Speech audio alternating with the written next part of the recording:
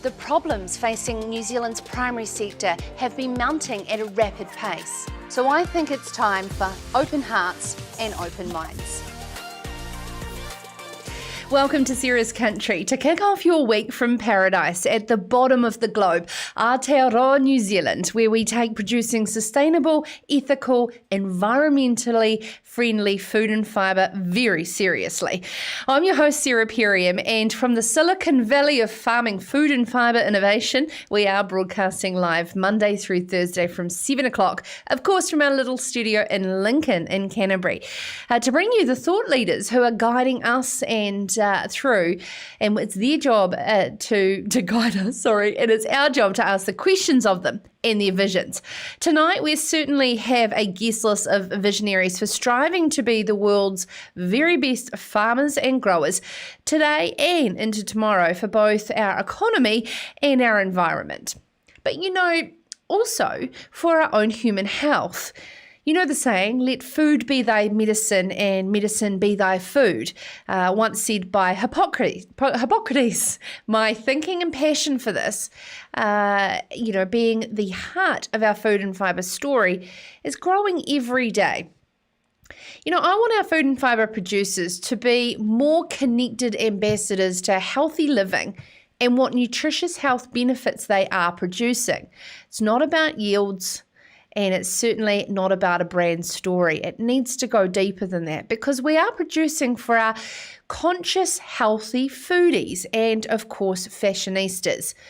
I don't think it's about meat versus plants anymore. I think that was so 2017. This paleo and keto movement doesn't seem to be going anywhere fast. And I think it showcases just that it's not about just meat versus plants. Consumer trends are really focusing on inflammatory properties of our food.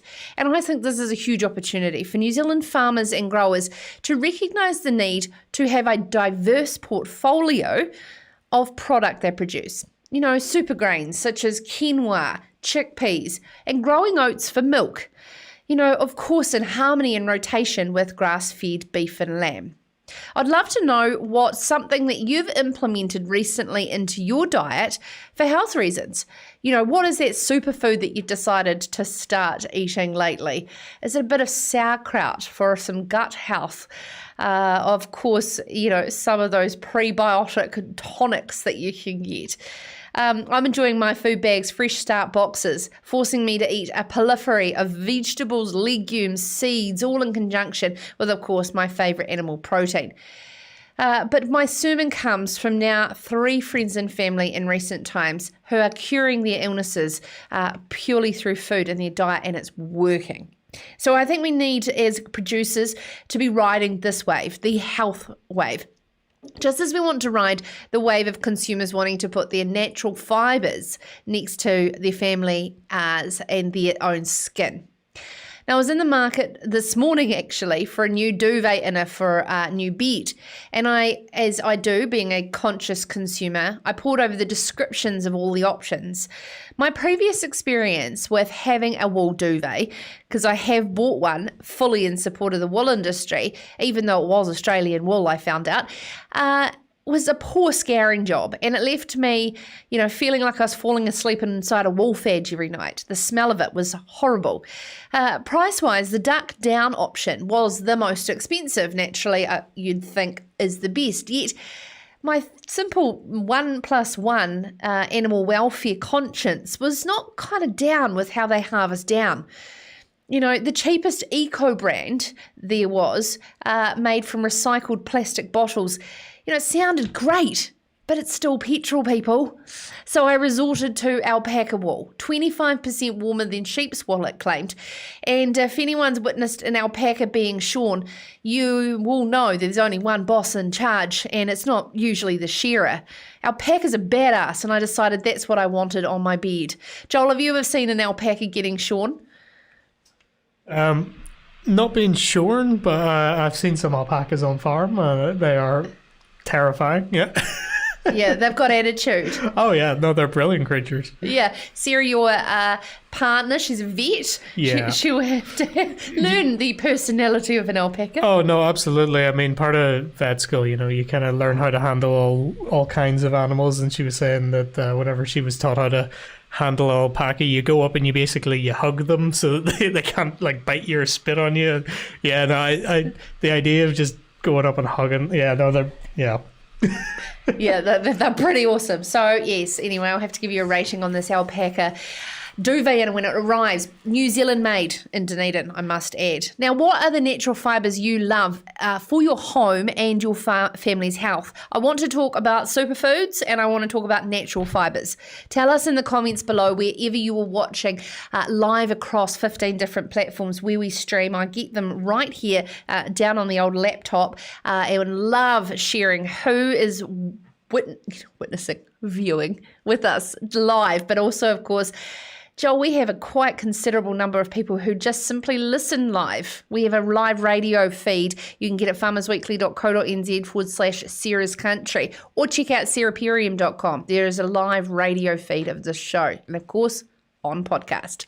We're living in this new world, we're farming and growing, and of course I believe the healthiest profit margins from the land into the future are going to come from those closest to their consumers' wants and needs.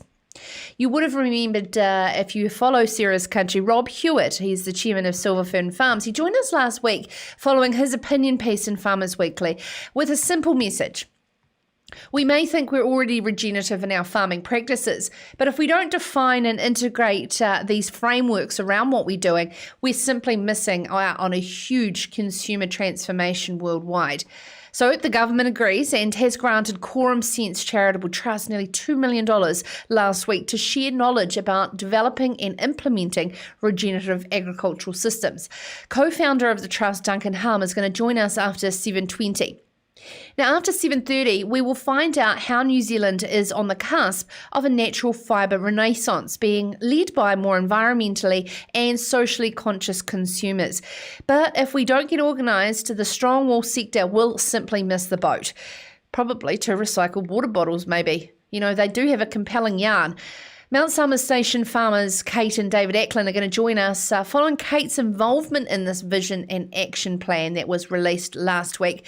Over the past year, they've been working on that with government, and she says we need to find strategic investment to every part of the supply chain to make any considerable difference. To close on our theme of delivering what our consumer demands, New Zealand has established a roundtable for sustainable beef, and chairing that is passionate beef marketer Grant Bunting from ANZCO. So after 7:40, Grant will join us to share what the intentions of this group are, as there is growing importance from around the world on sustainability credentials right across the beef supply chain. First up tonight, we as a country have an imposing 190 kilo nitrogen cap per hectare per year to come into play July 2021. There are a lot of different tools in the toolbox to achieve this. And of course, this nitrogen fixing in our soils is definitely one. White clover is one we need reminded of. Sarah Gard from Germinal Seeds is going to join us up next to talk more about white clover.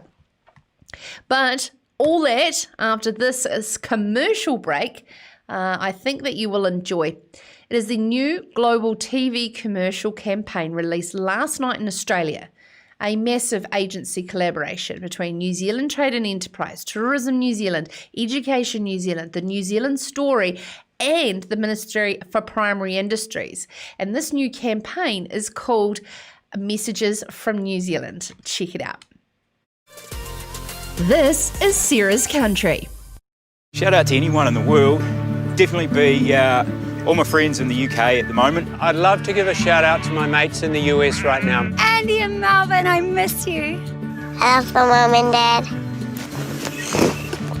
Massive shout out to my family. I'd love to say hello to my parents who are in Ho Chi Minh City right now. To my grandma. To my parents, I really love you. Shout out to my friends who are in China right now. Eric in Belgium. Kia ora, my bro. My parents that are in Colombia. I'd like to give a shout out to my cousin in Singapore. I love you, los amo. Just know that your whānau here in New Zealand misses you. Hello, G'day, mate. Chirp. Chirp. Chirp fishies. Shout out to my brother. My sister. Mums around the world. Hey, Mum. Love you. All my mates back in London. Hello, Monty. Hi, Mum. I'm on camera.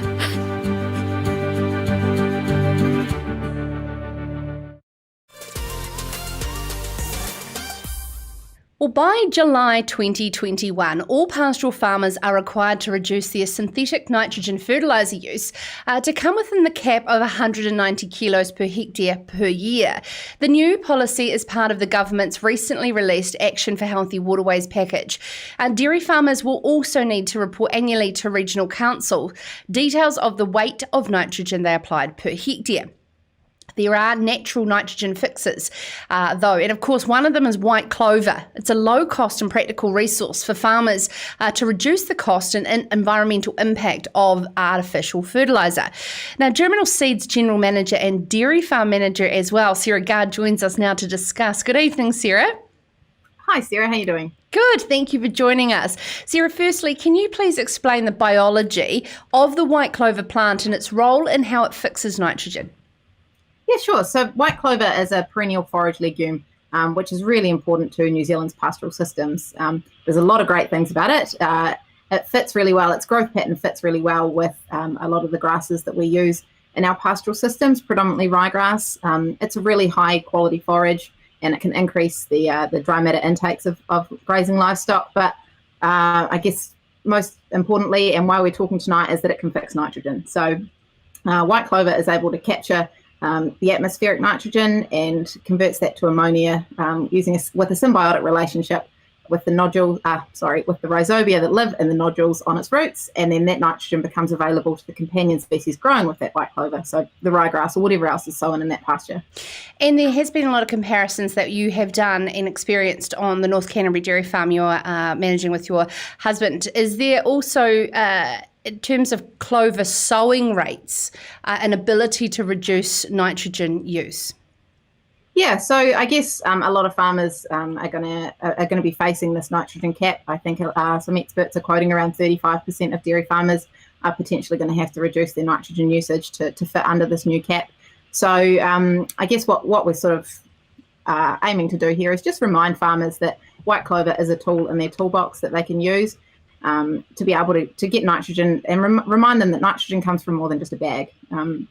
So yeah, since the early 1990s, really, nitrogen fertiliser use has been increasing, and they've been moving away from relying on that clover fixed nitrogen. So when that's happened, in a lot of cases, the white clover nitrogen fixing abilities have dropped off because it's been outcompeted by the ryegrass. So it's less able to fix nitrogen because it's losing the ability to compete for that water and lights and nutrients there. So I guess what we're just suggesting to farmers, or just reminding them, is that just to look at their system and see if they could just bring back those grass rates a wee bit, increase that white clover sowing rate, and red clovers as well, increase them up a bit, and just have a look at their grazing management a wee bit, particularly around springtime, and just see if they can tweak that in favour of the white clover.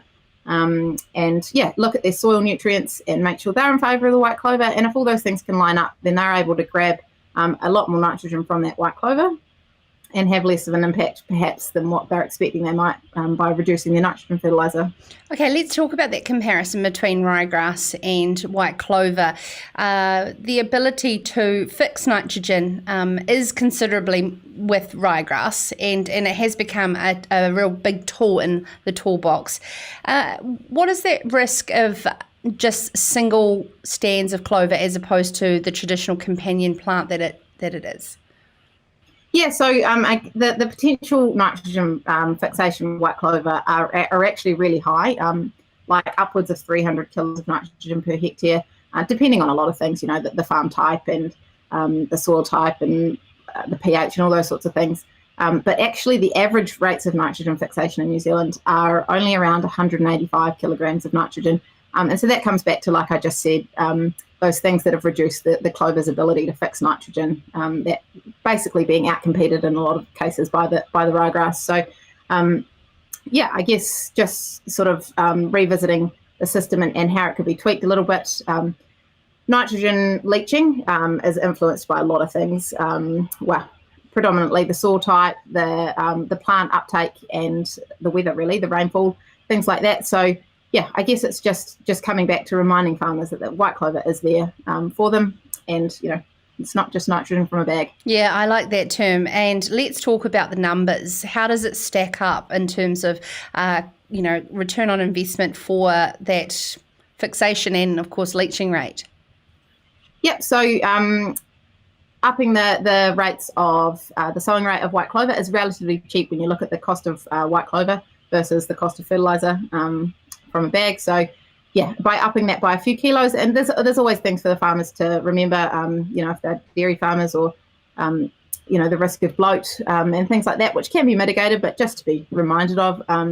So, yeah, the cost of increasing the clover sowing rate is relatively small compared to the cost of nitrogen fertiliser, and then the pasture growth rates, if the nitrogen is more available from the clover, shouldn't suffer too badly. What about grazing management with white clover? Is there some best practices that you're not seeing that around the country that we should be with that particular pasture? It just totally depends on the system. So that springtime is quite important when that ryegrass is really getting away before the clover is. Just making sure that there's some frequent grazings in springtime to open up that pasture and let the light into that white clover so that it can get its stolen growth away. And then just depending on the system over summertime, if the sheep farmers, just not hounding that white clover and nipping away, because then that can affect the stolen growth. So it's not any dramatic changes that are required from what farmers are generally doing. It's just kind of remembering and having that in the back of their mind, just to make sure that they're sort of looking after that clover, I guess. And what about dry land farming versus irrigated? So white clover's got a fit everywhere, really, and there's different types of white clover that are more suited to different situations. We have a white clover available that's crossed with Caucasian, and so it's really suitable for those dry land situations. Got greater water use efficiency. So, there's obviously the growth potential of the whole pasture as a whole is different in dry land versus irrigated. But the general principles are the same. Sarah, choose to answer this how you wish, but in regards to an input cap as opposed to an output measurement of, for instance, overseer, which is the one only tool we really have in the toolbox, what's your thoughts on how we should be mitigating the nitrate leaching into our waterways? Look, I guess we've got what we've got, don't we? And overseer is definitely far from a perfect system, and I think just about everybody knows that. So, I guess it's just a matter of working with what we've got, and I think that hopefully it's going to be a bit of an adjustment for farmers, but just remembering that I guess we're all wanting the same thing, and everybody's wanting healthy waterways. Nobody's setting out there to destroy them. So it's just I guess remembering that ultimate goal, hopefully, but. There's definitely going to be a lot of farms in different places around the country that are a lot more affected by this, or a lot of these legislations that are coming into play. So, hopefully there'll be good reminders like this to remember these tools that they've got, and new technologies that are coming available all the time to help them out. Yeah, and there's a lot going on in that space with Germinal Seeds. I've been following what you're doing there.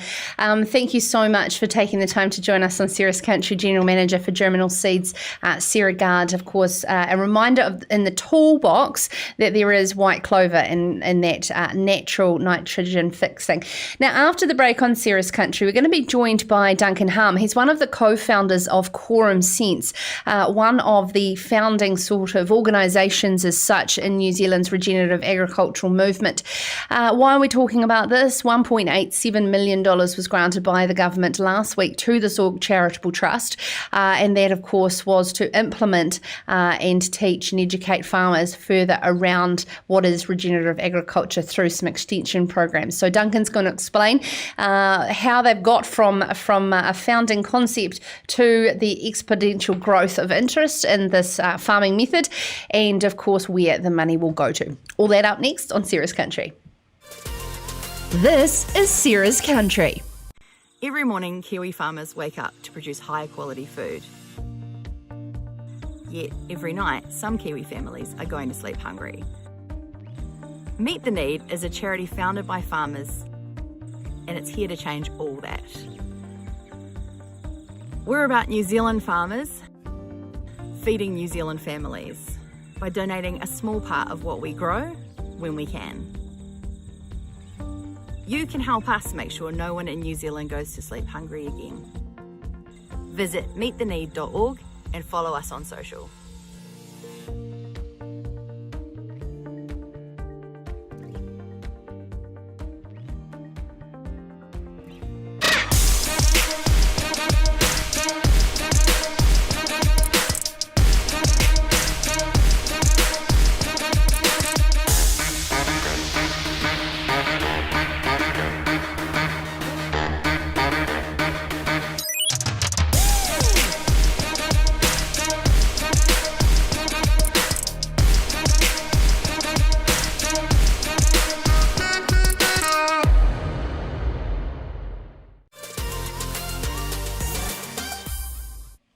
Great watching that Meet the Need video every time we play it in the break, and there constantly is great news stories popping up from city missions around New Zealand who are just over the moon when they're receiving fresh mints thanks to the great team at Meet the Need, and of course Silver Fern Farms and the amazing board that are advising Wayne and of course Siobhan. It's just so great to see the growth of it and how farmers really genuinely care about the overall well-being of our country.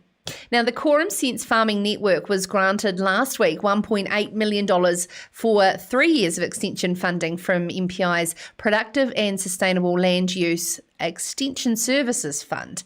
The group was founded in 2018 as a voluntary peer-to-peer learning network for farmers interested in farming systems and practices that supported biological and ecological functions. Now, one of the co-founders around original member John O'Frew was Duncan Humm, and coincidentally we've got a couple of guests tonight from Mount Somers and he joins us now. How are you, Duncan? Good, thank you, Sarah. Good. Hey, so 2018, a couple of years, and it's been a very fast-paced couple of years for Quorum Sense. Can you take our audience back to those early days when there was a small group of very passionate farmers and growers around this concept of regenerative agriculture in New Zealand and how it all started? Well, the genesis really was about 3 or 4 guys based around Southbridge, Leaston, neck of the woods, John O'Frew, Nigel Greenwood, Simon Osborne, and they rolled up, had a couple of beers in Tim Chamberlain's shed at Wash Creek Organic Farm, and then they wrote on their whiteboard there what they'd like out of a group of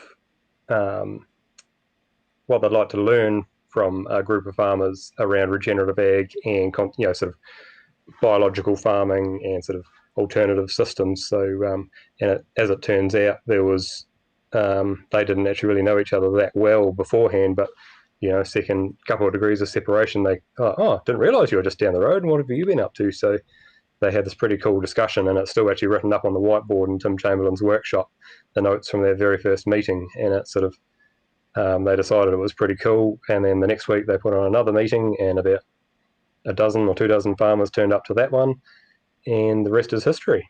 Away she went.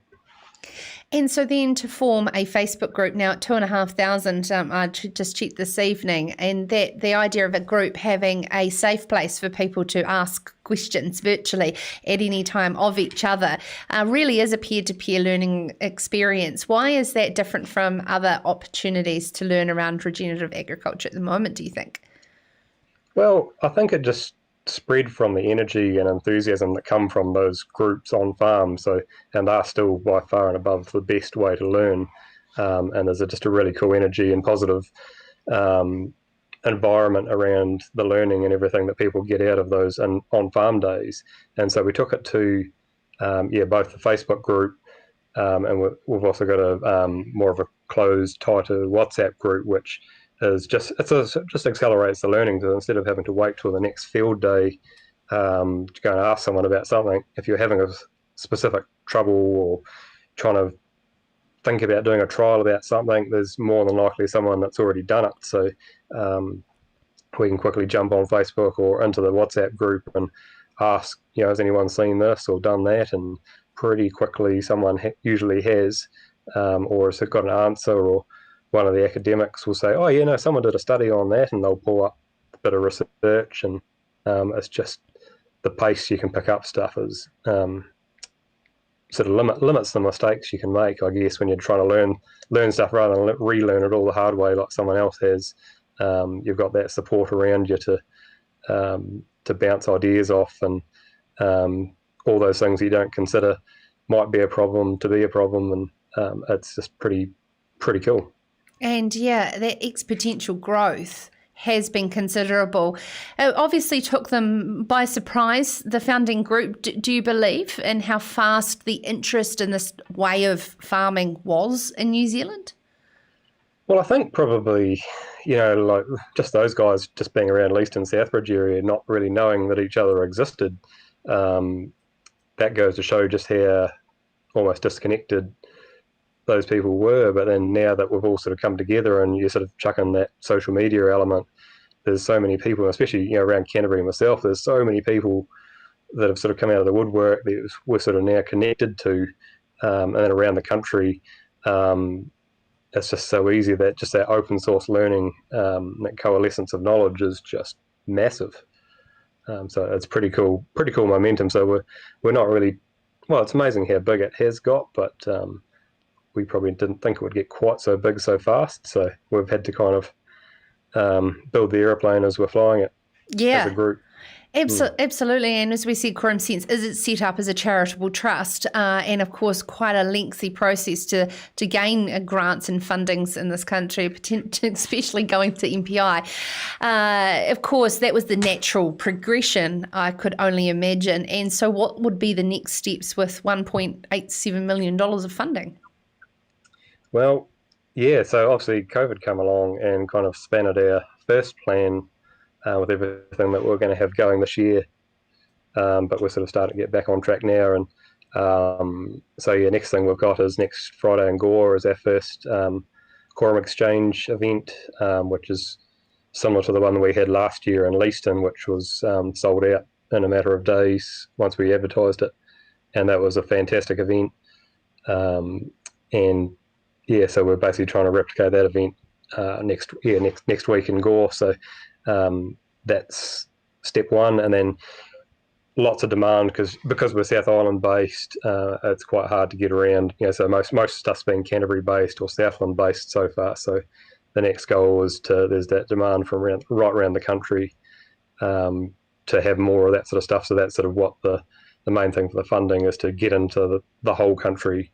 Not just close to where we are, and by ways of podcasts. And we've got, over the COVID lockdown, we did quite a few webinars, which was quite, they were pretty interesting. So they were all loaded up on our YouTube channel. And so, yeah, just any way we can sort of think of to get that knowledge flowing and keep connecting with people in whatever way we can. Now, of course, it is hands-on practical knowledge from farming experience, as well as bringing in experts from overseas. Duncan, there will be a lot of critics of regenerative agriculture that the science isn't New Zealand based. Will any of this funding go towards science framework, or is that a separate department, so to speak, and what's going on? Yeah, pretty separate. I mean, we're really... that's really, all this funding is really for farmer-to-farmer extension primarily, but we're definitely, there's a little bit of provision in that funding agreement to work with MPI on some science extension programs and that sort of thing. And we've got so many different irons in the fire of different organisations and things wanting to sort of work, not necessarily with us, but we can definitely connect some dots with people who can. So, there's plenty ahead, I think, and there's definitely lots to learn. So that's cool. Yeah, and how are you feeling about the general consensus of New Zealand's regenerative mindset as opposed to farming practices, appealing to, as we're discussing tonight heavily on Sarah's Country, that growing credibility around sustainability and from our consumers worldwide? You believe that we're moving in the right direction towards this vision of being fit for a better world? I think so. I think it really just slots in beautifully with that vision. And yeah, it won't necessarily be the be all and end all, but it's definitely a fantastic cog, and a lot of the themes around community and farmer well-being and healthy food, healthy environment, healthy landscapes. It all just all these dots are coming together, I think, quite well. So the potential is pretty massive. Definitely. Thank you so much for taking the time to join us, Duncan Humm, representing Quorum Sense Charitable Trust, who, of course, received nearly $2 million from the government last week to help them with extension and the great work that they're doing there. And, of course, you can check out Quorum Sense on Facebook or, of course, online to join that community. Great to see Richard Burden is here from Lake Hawea. Good evening, sir. We've been a few beers, time between beers, me and you. Now, Katrina McMillan is just down the road, of course. We're talking about nutritious food, and, of course, New Zealand sheep milk is definitely a part of that future, and, of course, the environmental story that goes with it as well. Thank you, Katrina, for watching. Joel, your mother's trying to be funny.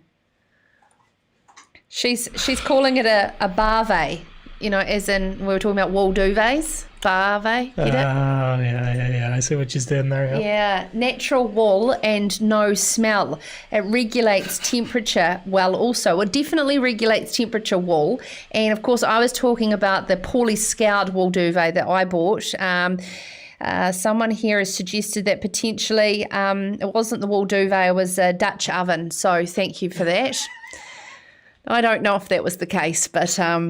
yes, I must try a wool duvet again in the future. Now, coming up in Sarah's Country, we're going to stay in the Mount Somers area, and we're going to be joined by Kate and David Acland from Mount Somers Station to hear more about the vision and action plan from the Wool Working Group. All that up next on Sarah's Country. This is Sarah's Country. Historically, there's been some issues in farming in the environmental sense, and we all need to get better. I think the point is that we've all been working on getting better for quite a long time. You don't turn a ship round in an instant, and that's what I think annoys most people. Yeah. The pace of change that is being required. The danger is that farmers will just say, oh, it's too hard, and give up. You've got to have a goal that you can achieve. We're David and Kate Acland, farming Mount Somers Station in the foothills of Canterbury.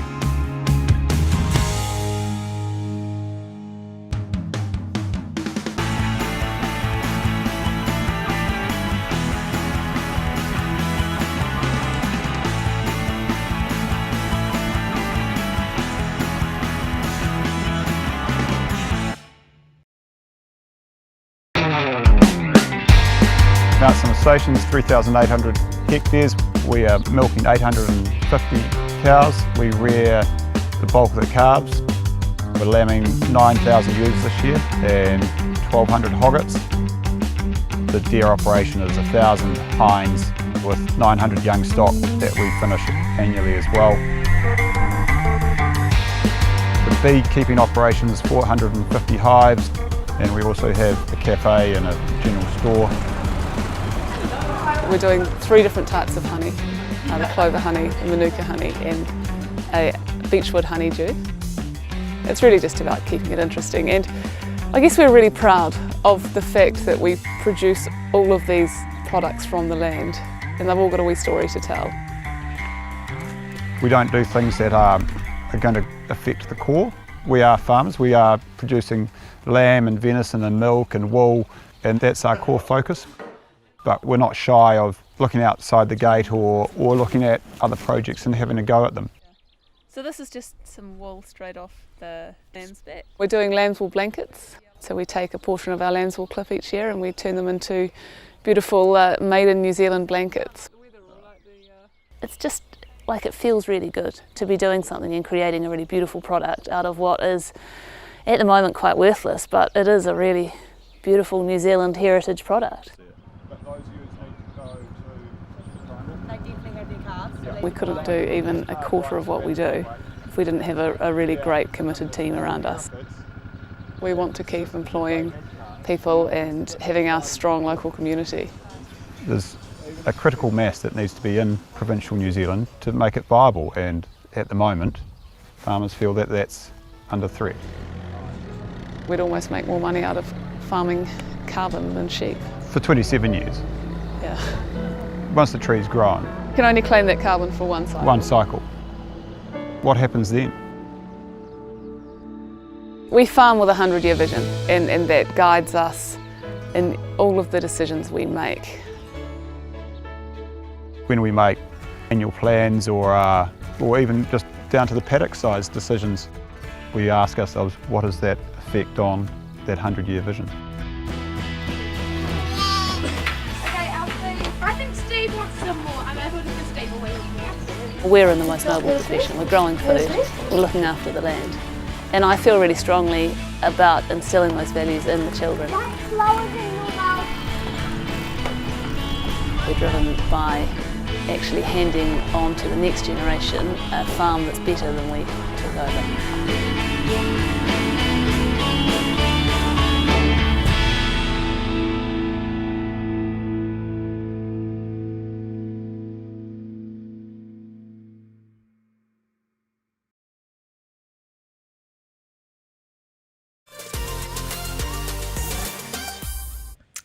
Now, the vision and action for the wool sector put together by the government-appointed Wool Industry Project Action Group suggests New Zealand is on the cusp of a natural fibre renaissance, being led by more environmentally and socially conscious consumers. That's all in the article our Farmers Weekly reporter Annette Scott on the front page of this week's newspaper. Now, Mount Summer Station, a farmer and Project Action Group member, Kate Acland, said bringing the report together was always going to be fraught with issues. Yet it was a chance for the sector to finally come together and realise its potential. And she joins us now with husband David Acland. Good evening and thanks for joining us, team. Hi, thanks for having us. That's right. Kate, how was the process being involved in this action group? You know, a long drawn-out process with several years and several chairs. Well, it certainly had its ups and downs at moments. I mean, it was hugely challenging, but it was actually hugely rewarding because everyone who was in the room, they were all there for the same reason, and that was just to make things better in the strong wool industry. It wasn't several years. Initially, the group was just a series of workshops, and there was about 40 or 50 of us involved. And after about 6 months of that, they were all independently chaired. But after 6 months, we sort of came to the conclusion that we needed a more focused group. And then that's when the Project Action Group was formed, and that was about 12 months ago, and that had John Rodwell as its chair. So we had the single chair the whole way through. But it did take us about 12 months to get the report out, and COVID didn't really help that. But we got there in the end. And I guess, initially the Project Action Group, a huge amount of work was actually just involved in gaining trust. Because what I hadn't appreciated, I've only been farming for 10 years, was all the history that goes behind and sort of how much baggage there was in the industry. So just to get a group of people sitting around the table and all agreeing on some of those steps that could move us forward was actually quite a big thing. Yeah, now, David, and you'll know a lot about this baggage, being from a farming family in Mid-Canterbury for many generations. But your role with Federated Farmers and chair of the Meat and Wool group for Mid-Canterbury, has the government fully understood farmers' woolly woes? And what is the responsibility in your mind, from everything that you've seen from your family history and your role in governance, about what is the responsibility of industry versus government to step in? Well, I think the government has understood that there's an issue within the wool industry. I think with the report and the way the report's played out, it's showed, one, to the government that it's not a simple fix, there's no silver bullet. And I think that's important to understand, and that there's many facets to it. And I think looking forward now with the government's push on Taio, with their whole, the natural and, renewable resources and that sort of thing, there's a government responsibility to assist industry in that, but there's also a responsibility for industry, as in the manufacturer and the traders, to come in from the other side and take advantage of what the government is putting out there, and for farmers to really grasp it and understand too. And farmers have a responsibility to make sure that they are producing a good product, that they are doing the proper shed preparation, because there will be differences in price on shed preparation, and there is a cost to it. At the moment, there's a cost to wool, but we can minimise that cost by doing a good job of it, or the ones that aren't necessarily doing a great job of it, it's going to cost them more. I think there's no easy sort of boundary between industry and government. Government's willing to help, but industry have to take advantage of that and really grab it and work together and push forward for the vision of where New Zealand wants to go. Kate, there was great expectation, as there is with all of these visions, that it will be the silver bullet.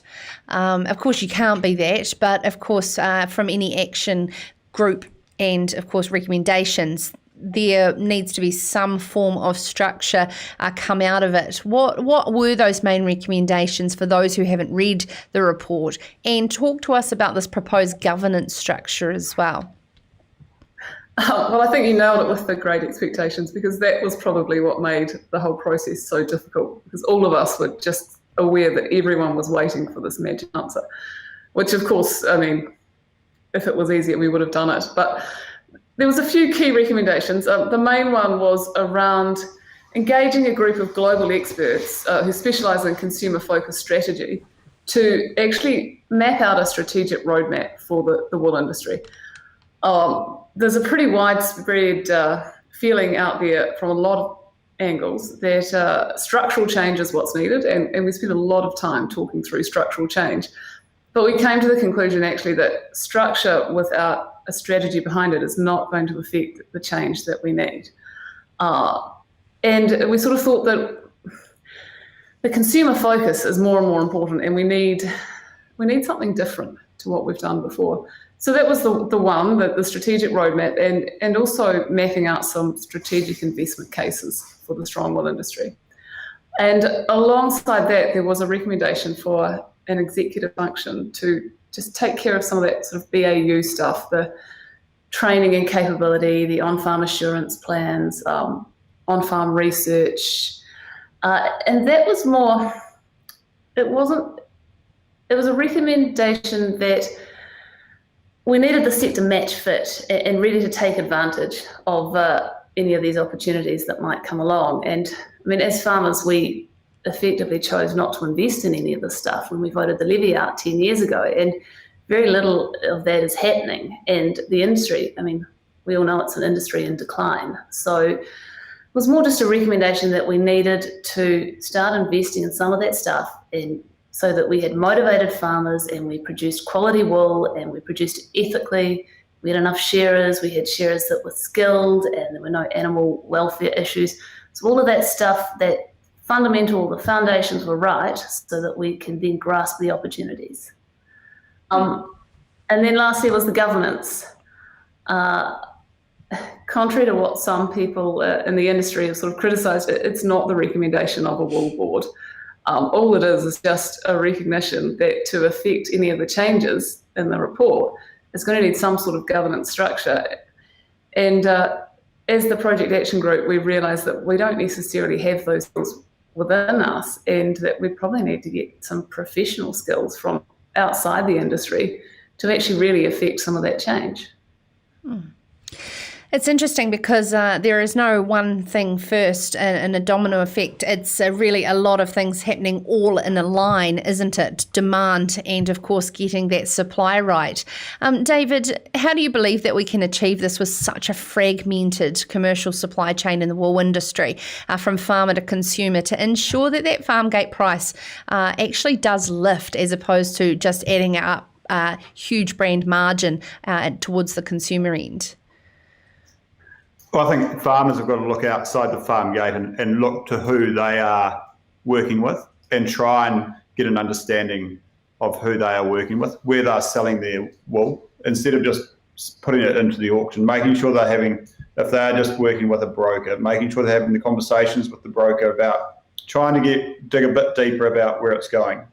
And that's the small steps to making sure that I was surprised that not everyone has the broker or the wool buyer coming into the shed at least once a year to work with their shearing contractor to make sure that their shed preparation is up to scratch, or what they believe the market is wanting at that point in time.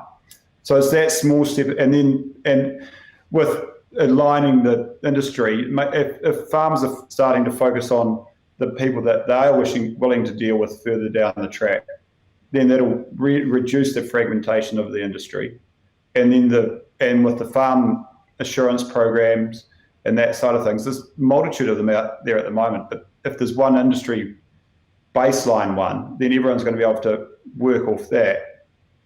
And it'll all slowly just narrow down. But if the farmer's just saying, I'm just going to throw it out the gate to whoever's going to come past and pick it up, it's still going to remain a fragmented industry.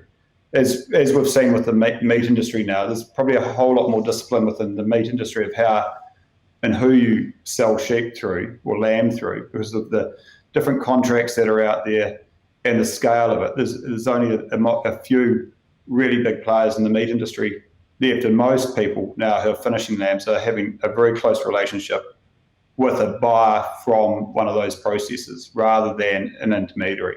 And I think that's where the wool industry has to get to, or the farmer relationship has to get to. And also, too, for that surety of risk management, supply contracts becoming of more value to the farmer to be able to invest in things like shed preparation.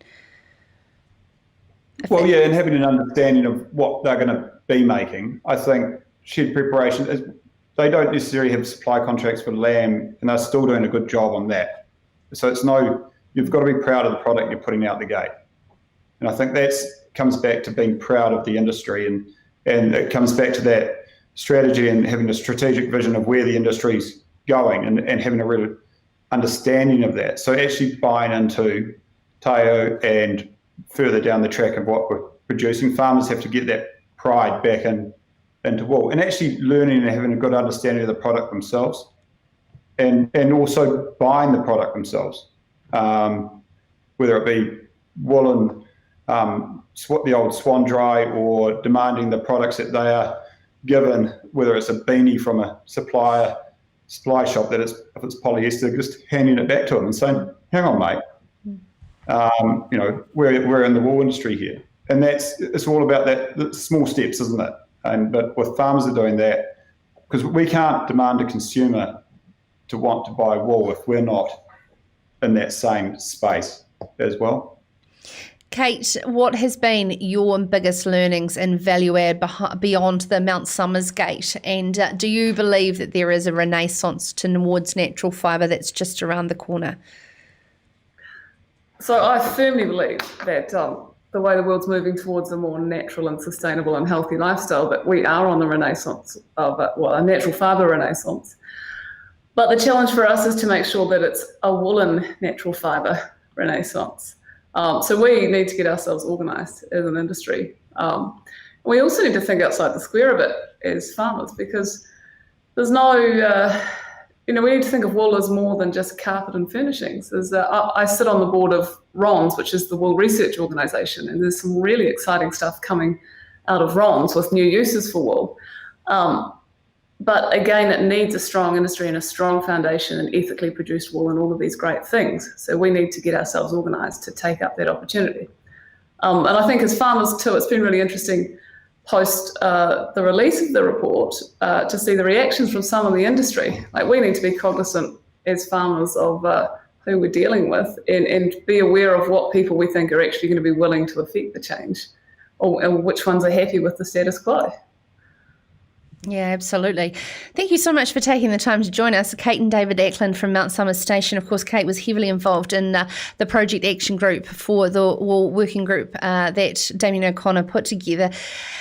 And that's just been released, as well as, of course, David Acland's a huge involvement in the industry as a farmer, but also with Federated Farmers as a meat and wool chair in Mid-Canterbury. I'd love to know your thoughts in the comments below in terms of where we're going with this vision for wool. Coming up in Serious Country, we're going to close the show with ANZCO's Grant Bunting, who's just recently been appointed as chair of New Zealand's first Roundtable for Sustainable Beef.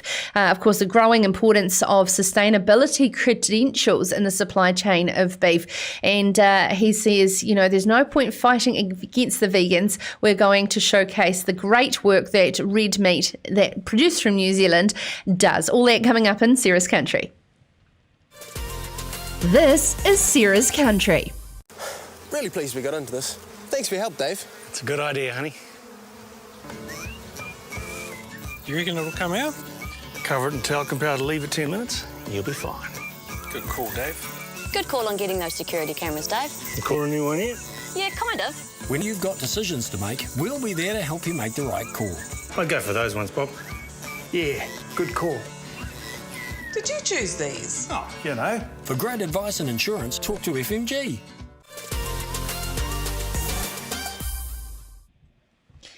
Now, of course, we've just been made aware that we're rolling some old news along the bottom. Sorry about that. It's quite nice to see how far we've come, though, isn't it? Because I can sort of tell from what the words are. It was sort of amidst lockdown and probably around April. So, yes, we certainly have come far. Hamish Cave, on the other hand, doesn't believe we've come very far at all in the last 30 years, saying we have heard the same message for the last 30 years and sadly made no difference to the price of wool.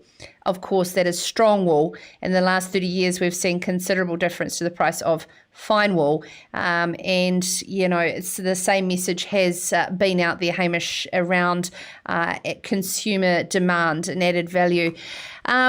So I'd love to know your thoughts. But of course, let's start somewhere. I mean, not start, continue on these conversations of these visions. Because what's the alternative? That's what I'd like to know. Nigel Greenwood, lovely to see you here, Nigel, in the comments. He has been milling his own spray-free wheat whole flour and using it in home baking, stunning flavours and really transforms baking. I was talking to Duncan Humm about Nigel's flour off air, and he said it is the absolute best, and his wife is gluten intolerant and can actually consume the spray-free wheat. If you want to get some farmer's mill, I understand, is where Nigel supplies his spray-free wheat from Canterbury too. So get amongst that. Now, of course, for New Zealand beef to maintain or improve its standings on the world stage, sustainability will need to evolve from compliance and regulation to a more equitable discussion where all parties involved can contribute without the need to take sides or defend a position.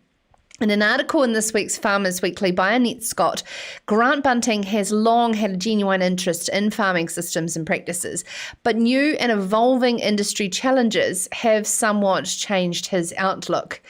And something has somewhat made Grant disappear. He literally was just there yarning away to me for 10 minutes. Joel is just going to bring him up, and I'm sure that we will be able to get Grant back on because for those of you who know Grant Bunting, he calls a spade, and he certainly has been involved in the marketing of grass-fed beef through his role with ANZCO for quite some time. And he has some strong opinions on what he's seen evolve. And we are leading in to talking to Grant because he has just been recently made the inaugural chair of the New Zealand Sustainable Roundtable for Beef. Of course, New Zealand has been a part of the global roundtable, Beef and Lamb, for the past 6 or 7 years. And it has been launched in 2019 with Minister O'Connor here in Canterbury, that it was time for New Zealand to have its own roundtable for sustainable beef. Of course, a shining example from the Canadians of the success of getting a producer-led group together around common farming practices. And Joel is just whipping up. Oh, there he goes. He's back. How are we looking, Joel? Before we get Grant on the line, talking about wool, continuing on innovation with wool, there on farmersweekly.co.nz, the nappies in plan to revive wool, using New Zealand strong wool to produce biodegradable disposable nappies for a multi-billion-dollar global market is gaining traction as an avenue for farmers desperate to find new places to sell their product. Things are moving, so it's very, very exciting. And have we got Grant Bunting on the line? Yes. Good evening, sir. Thank you. Where'd you drop off to? I don't know. I'm not quite sure where we ended up there. I think you were off to fill your glass or something. Yeah, no, not on a Monday. Oh, that's good. Hey, Grant, thank you for taking the time to join us. This is an exciting development for New Zealand producers to come together around this. Could you share the vision of the group and that what is known as the New Zealand Roundtable for Sustainable Beef?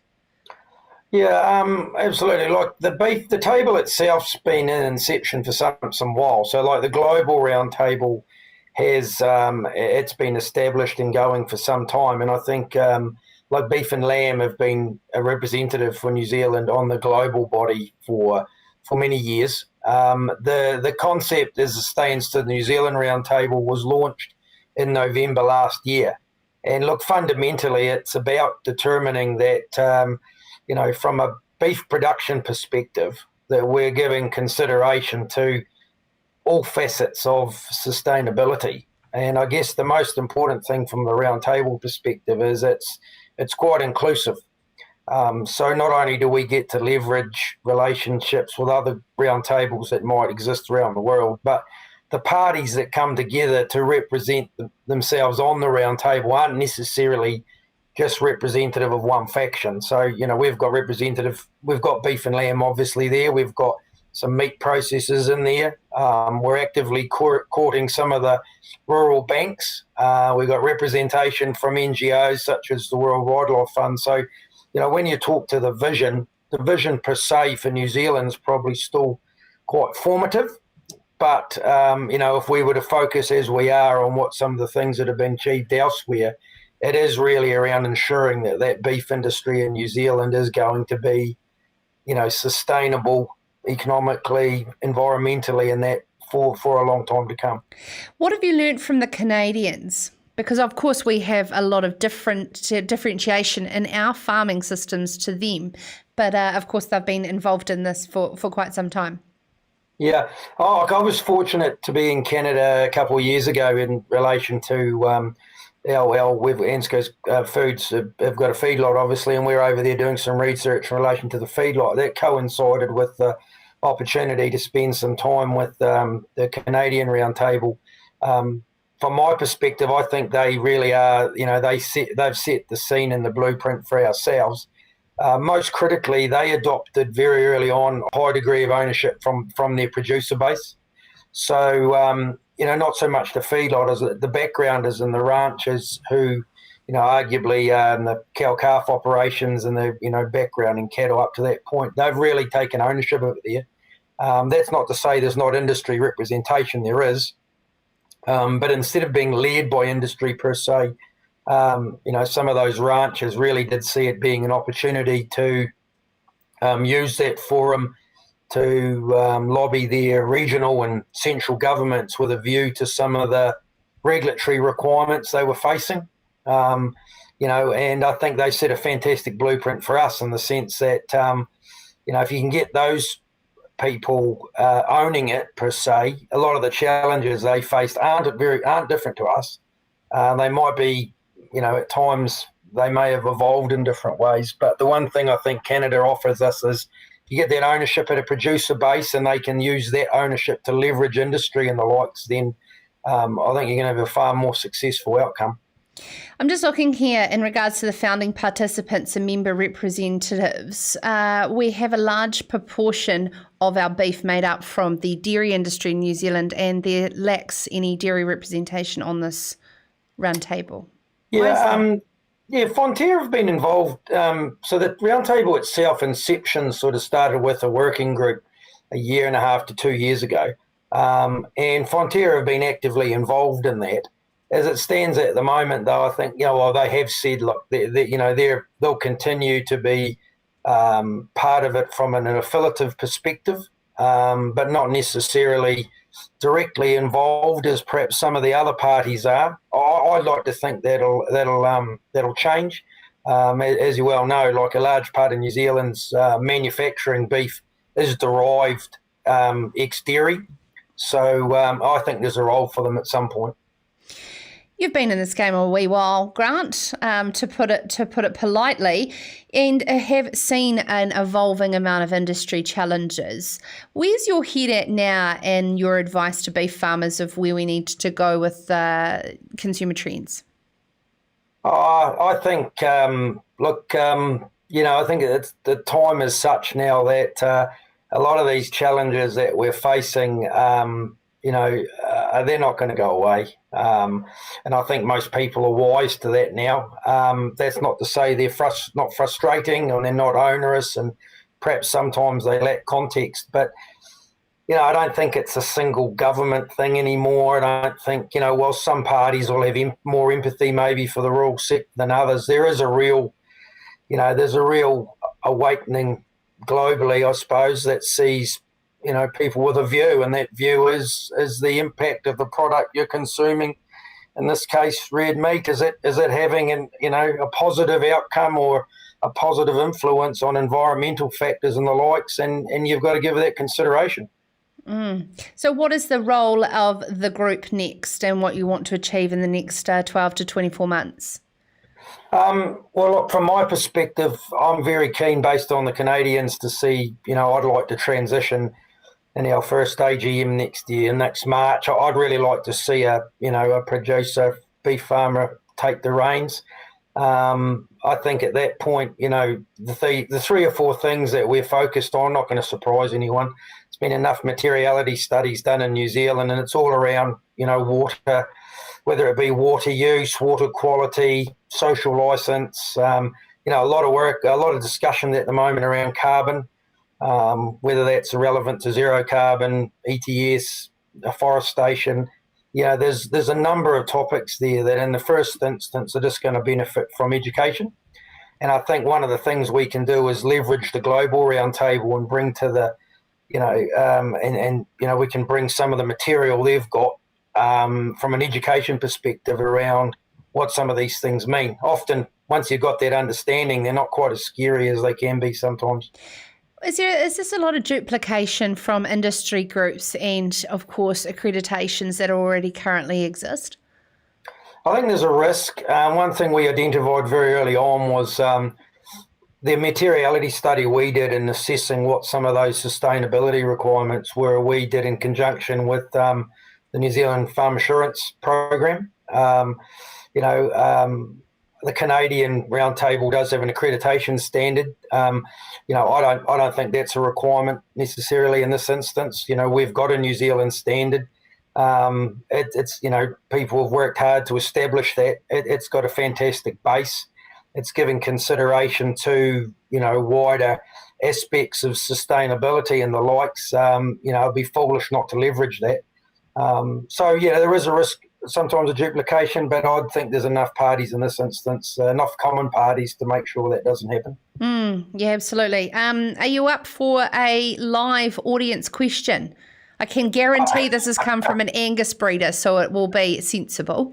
Okay, well, we'll see how we go. Yeah. George Johns would like to ask you your thoughts on BK marketing low methane beef in the US by getting cows to eat lemongrass. Oh, I saw that last week. Yeah. Well, it's not going to be an option for New Zealand, unfortunately, isn't it? Because lemongrass is not going to really work down here. But, I think this is some of the work that's been going on around that greenhouse gas space. We've leveraged some of the work the global roundtable's done around, methane in particular, and how it's measured. And I think there's a lot of work to go on then, whether it be lemongrass. I think for a while back somewhere in Europe they were talking about a seaweed or a red seaweed product that may have had methane reduction capability in cattle over there. I'd probably advocate for the concept of methane to be better understood in the first instance.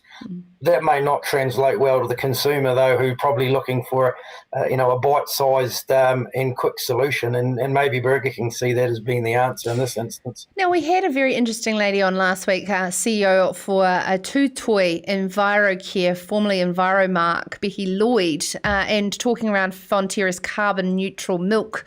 And a lot of these types of things are all measured so differently. Is a sustainable roundtable for beef looking at carbon neutrality for beef in New Zealand?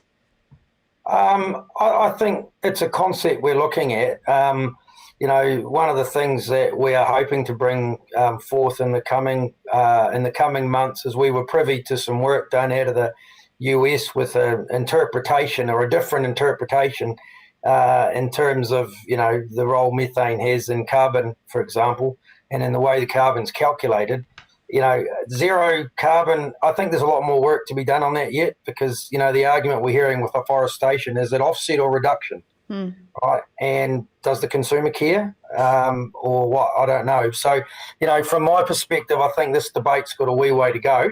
And I think one of the things I like about the round table will be that we're not going to be afraid to have those discussions, albeit we're going to have to give consideration to multiple perspectives. But, reduction and offset are very, very topical at the moment, aren't they? Yeah, absolutely. Thank you so much for joining us, Grant. As always, a lot of great opinions and on your thoughts. You've been in the industry for quite some time, and it seems like you're very excited in your role, new role as chair, and what the priorities of the roundtable can set out to do. So I really appreciate you coming on to the show. We'll have you again soon. I'm absolutely sure. That's Grant Bunting there, of course, with his ANZCO hat on as well, which is a member. It's actually good to go on here and have a look who these founding participants are, and it's very representative. Of course, the World Wildlife Fund is on there. I wonder if they put Greenpeace on there. It'd be interesting. Sorry, Grant's still listening to me.